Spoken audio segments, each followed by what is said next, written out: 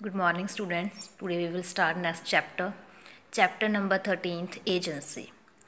Firstly, I want to share with some information regarding agency chapter. There are mainly two parties. One is principal and second is agent. If we talk about agency chapter, then we can say that it is a contract which is made between principal and between agent.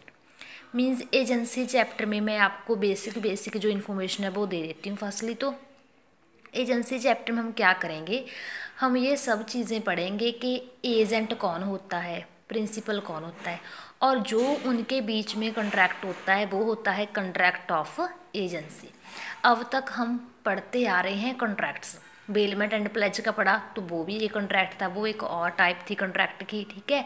Indemnity guarantee पढ़ा, वो भी एक type का contract था। Agency भी एक type का contract है जो किसके बीच में होता है, प्रिंसिपल और एजेंट के बीच में होता है।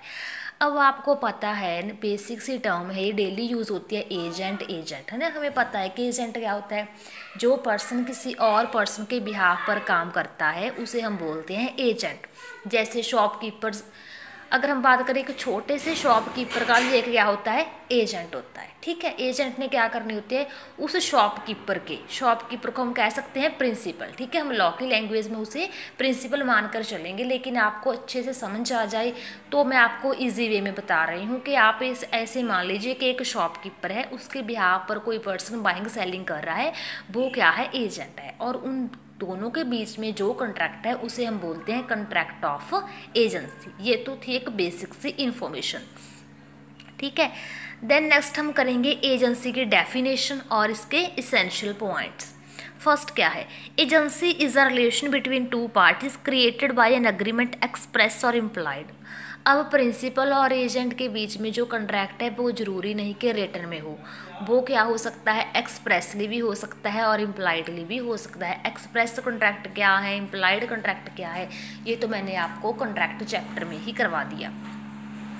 The relation of agency arises when one person called the agent has authority to act on behalf of another called the principal। मैंने आपको बता दिया कि कॉन्ट्रैक्ट ऑफ एजेंसी क्या है। एक पर्सन है जो दूसरे पर्सन के बिहाफ पर काम करता है, जो पर्सन काम कर रहा है वो एज एन एजेंट वर्क कर रहा है, और जिसके बिहाफ पर कर रहा है वो उसका क्या है, प्रिंसिपल है। The concept of agency emphasizes that one person brings two persons into a legal relationship। अब मैं आपको बार बार यही बात बताते जा रही हूँ कि जो एजेंट है वो प्रिंसिपल के बिहाफ पर काम करता है। काम क्या करता है, किसके साथ काम करवाता है, थर्ड पर्सन के साथ। जैसे एक शॉपकीपर है, उसने 1000 रुपये की गुड्स सेल करनी है। अब देखो एजेंट ने तो करवानी है सेल, उसने खुद थोड़ी लेनी है, उसने तो सेल करवानी है। किसके लिए करवानी है, थर्ड पर्सन के लिए, बायर के लिए। तो अब प्रिंसिपल और बायर के बीच में काम कौन कर रहा है, एजेंट कर रहा है। तो हम उसे क्या बोलते हैं, contract of agency. I hope ये आपको बेसिक से इन्फॉर्मेशन है जो समझ आ चुकी होगी। नेक्स्ट कुछ इसके इसेंशियल पॉइंट्स हैं। जैसे हमने कॉन्ट्रैक्ट को पढ़ने से पहले उसके कुछ इंपॉर्टेंट पॉइंट्स किए थे कि इसके बिना कॉन्ट्रैक्ट हो ही नहीं सकता, ऐसे ही मैं आपको कॉन्ट्रैक्ट ऑफ एजेंसी के कुछ इसेंशियल पॉइंट्स करवा रही हूँ। फर्स्ट पॉइंट क्या है, there should be appointment by the principal of an agent. हमें पता है कि एजेंट वो ही है जिसे रियल ऑनर अपॉइंट करता है। कोई भी पर्सन ऐसे ही जाकर ये नहीं कह सकता कि मैं उस पर्सन का एजेंट हूँ, मैं उसके बिहाफ पर इतनी गुड्स बेच रहा हूँ, ये कर रहा हूँ, नहीं। अगर उसकी अपॉइंटमेंट जो ऑनर है, जो प्रिंसिपल उसके द्वारा की है, तो वो कॉन्ट्रैक्ट ऑफ एजेंसी है। नेक्स्ट क्या करेंगे हम, the principal should confer authority on the agent to act for him. Principal ने भी क्या करना है, अगर किसी को एज एन एजेंट अपॉइंट कर लिया तो उसे अथॉरिटी भी दे, यही ना हो कि सिर्फ रिस्पॉन्सिबिलिटी दे। देखो आपने अब तक पढ़ लिया होगा बिजनेस स्टडी में, आई थिंक हो गया होगा आपका ये कंसेप्ट क्लियर कि अथॉरिटी एंड रिस्पॉन्सिबिलिटी को साइड बाय साइड। अगर मैं किसी पर्सन को अथॉरिटी दे रही हूँ तो रिस्पॉन्सिबिलिटी भी दूंगी, अगर मैं रिस्पॉन्सिबिलिटी दे रही हूँ तो अथॉरिटी भी दूंगी। नेक्स्ट क्या है, authority confer should be such as will make the principal answerable to third parties. अगर एजेंट ने प्रिंसिपल के बिहाफ पर कुछ काम किया है तो प्रिंसिपल ने उसको जवाब देना होगा। और एजेंट की अपॉइंटमेंट का जो ऑब्जेक्ट है वो क्या होना चाहिए, रिलेशनशिप क्रिएट करने वाला हो प्रिंसिपल एंड थर्ड पार्टी के बीच में। Then relationship of agency being based on confidence, किसके बेस पे हो, कॉन्फिडेंस के। अगर आप किसी के एज एन एजेंट काम कर रहे हो ना तो आपके अंदर कॉन्फिडेंस भी होना चाहिए पूरा। देन आपको मैंने एजेंट का मीनिंग करवा दिया, डेफिनेशन करवा दिया। नेक्स्ट में कुछ इंपॉर्टेंट पॉइंट है, who may B N agent. आपको ये पता होना चाहिए कि एज एन एजेंट वर्क कर कौन सकता है। फर्स्ट तो इसका एक सेक्शन है 184, इससे आप अंडरलाइन कर लेना। सेक्शन 184 क्या कह रहा है, any person may become an agent, even a minor can employed as an agent and principal shall be bound by the act of such an agent. आपको एक पॉइंट है ना जो बुक में नोट कर लेना है कि जो माइनर है वो एज एन एजेंट वर्क कर सकता है, लेकिन एज अ प्रिंसिपल नहीं। क्योंकि प्रिंसिपल की थोड़ी अथॉरिटी है ना जो बड़ी होती है, रिस्पॉन्सिबिलिटी ज़्यादा होती है प्रिंसिपल की, तो हम कह सकते हैं कि माइनर है जो एजेंट बन सकता है। Then who may be principal, person who is major and who is of sound mind. जो मेजर है और जो साउंड माइंड का है वो ही प्रिंसिपल बन सकता है। Thus a minor can not act as a principal, कभी भी माइनर है जो प्रिंसिपल नहीं बन सकता।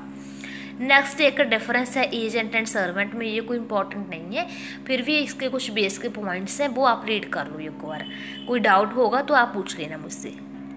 नेक्स्ट है डिफरेंस बिटवीन एजेंट एंड बेली। बेली आपको पता है बेली कौन था, जिसको हमने गुड्स डिलीवर कर दी थी, ठीक है, रिपेयर वगैरह करने के लिए। लेकिन एजेंट कौन है, जो किसी और के बिहाफ पर काम करे, तो बिल्कुल डिफरेंट है एक दूसरे से, ठीक है।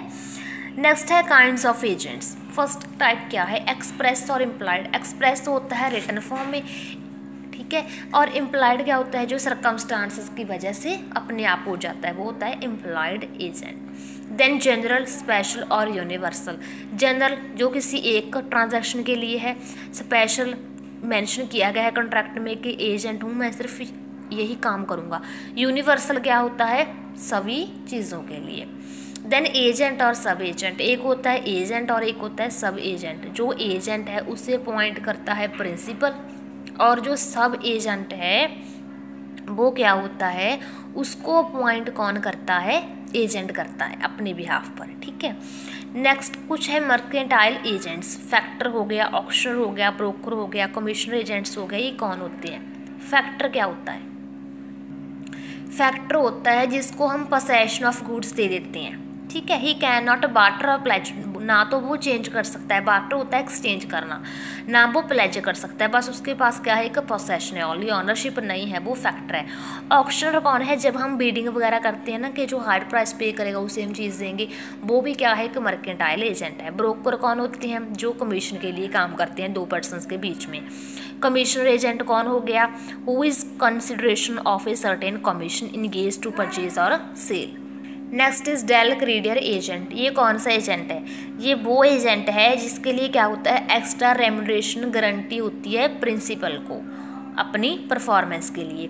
बैंकर हमें पता है, बैंकर होता है, कस्टमर होता है। Then general and particular. General कौन होता है, जो सारे के सारे मैटर्स में अपना इन्वॉल्वमेंट करता है, स्पेशल सारे के सारे में नहीं करता, वो एक पर्टिकुलर एक्टिविटी के लिए होता है। देन नॉन मर्केंटाइल किस टाइप के होते हैं, like consul, solicitor, guardian, promoter, wife, ये क्या है, नॉन मर्केंटाइल है। नेक्स्ट है creation of agency. Agency contract कैसे क्रिएट होता है, एजेंसी बाय एक्सप्रेस अग्रीमेंट, किसी को लिख कर दे देना, राइटिंग में दे देना कि हम आपको क्या करते हैं, एज एन एजेंट अपॉइंट करते हैं। या फिर एजेंसी बाय इम्प्लीकेशन। इम्प्लीमेशन क्या होता है, एजेंसी एंड इम्प्लीकेशन में हम कह सकते हैं बाय लॉ होना किसी चीज़ का, ठीक है।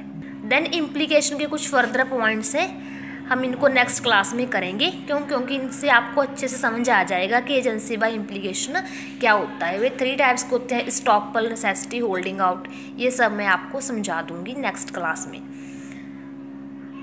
तो आज के लिए इतना ही काफ़ी है, थैंक यू।